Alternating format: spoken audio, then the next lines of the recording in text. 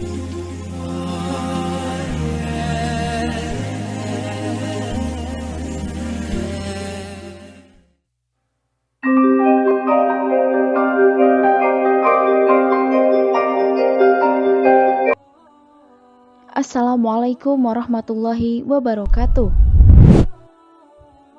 Ketika turun firman Allah surat Al-Muddatsir ayat 1-5 yang artinya, wahai orang yang berkemul, berselimut, bangunlah, lalu berilah peringatan dan agungkanlah Tuhanmu dan bersihkanlah pakaianmu dan tinggalkanlah segala sesuatu perbuatan yang keji.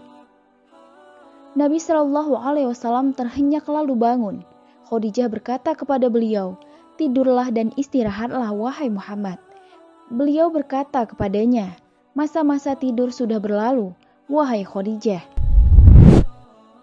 Beliau tahu bahwa beliau memikul tugas berat dan tanggung jawab besar. Beliau harus menyeru seluruh umat manusia untuk beribadah kepada Allah dan meninggalkan penyembahan berhala. Dakwah menuju Islam secara sembunyi-sembunyi dimulai. Rasulullah Shallallahu Alaihi Wasallam tentu saja terlebih dahulu menawarkan Islam kepada orang terdekat, keluarga, dan kawan-kawannya. Beliau mengajak mereka untuk masuk Islam, mengajak siapa saja di antara kenalan-kenalan yang menurut firasat beliau baik. Di antara yang lebih dulu beliau seru untuk masuk Islam adalah istri beliau, Ummul Mukminin Khadijah binti Khuwailid, maula beliau Zaid bin Haritsah, dan sepupu beliau Ali bin Abi Thalib yang saat itu masih kecil diasuh oleh Rasulullah Shallallahu Alaihi Wasallam. Ibnu Ishaq dalam Sirah Nabawiyah Ibnu Hisam jilid 1 berkata, Khadijah binti Khuwailid beriman kepada Rasulullah Shallallahu Alaihi Wasallam, membenarkan apa yang beliau bawa dari Allah dan mendukungnya dalam menjalankan perintah Allah. Khadijah binti Khuwailid adalah orang yang pertama kali beriman kepada Allah dan Rasul-Nya, serta membenarkan apa yang beliau bawa dari Allah. Dengan masuknya Khadijah binti Khuwailid, Allah Ta'ala meringankan beban Rasulullah Shallallahu Alaihi Wasallam.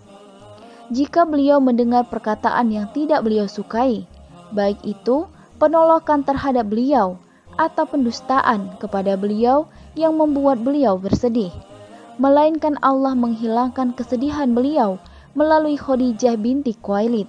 Ketika beliau pulang kepadanya, Khadijah binti Khuwailid menyemangati beliau, meringankan beban beliau, membenarkan beliau, dan memandang remeh tanggapan manusia terhadap beliau. Semoga Allah merahmati Khadijah binti Khuwailid. Lalu setelah itu, beliau menyeru teman kepercayaan sekaligus yang beliau percaya menyimpan rahasia, seperti yang dijelaskan dalam surat At-Taubah ayat 40, yang artinya, sedang dia salah seorang dari 2 orang ketika keduanya berada dalam gua, yakni Abu Bakar As-Siddiq. Abu Bakar tidak ragu dan ia menjadi dai pertama dalam Islam.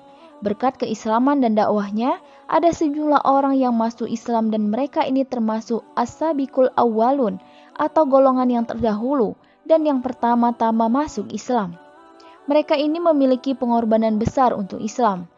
Di antaranya adalah Utsman bin Affan, Zubair bin Awam membela Rasulullah, sekaligus anak bibi beliau Safiyah binti Abdul Muthalib, Abdurrahman bin Auf, Sa'ad bin Abi Waqqas paman beliau, dan Talhah binti Ubaidullah. Mereka ini termasuk di antara 10 sahabat yang dijamin surga yang masuk Islam melalui tangan Abu Bakar. Semoga Allah meridhoi mereka semua. Setelah yang masuk Islam lebih dari 30 orang, Rasulullah Shallallahu Alaihi Wasallam memilih rumah seseorang di antara mereka untuk dijadikan tempat beliau menemui mereka. Untuk selanjutnya beliau mengajar dan membimbing mereka. Rumah yang dipilih adalah rumah Arqam bin Abu Arqam. Fase dakwah sembunyi-sembunyi ini berlangsung sekitar 3 tahun. Setelah itu turun wahyu yang memerintahkan Nabi Shallallahu Alaihi Wasallam untuk menyampaikan dakwah secara terang-terangan. Sallallahu alaihi Nabi. Semoga kisah ini mampu menjadikan kita semakin mencintai Rasulullah Shallallahu Alaihi Wasallam dan Khadijah binti Khuwailid, karena perjuangannya atas dakwah Nabi Shallallahu Alaihi Wasallam. Wallahu a'lam bishawab. Wassalamualaikum warahmatullahi wabarakatuh.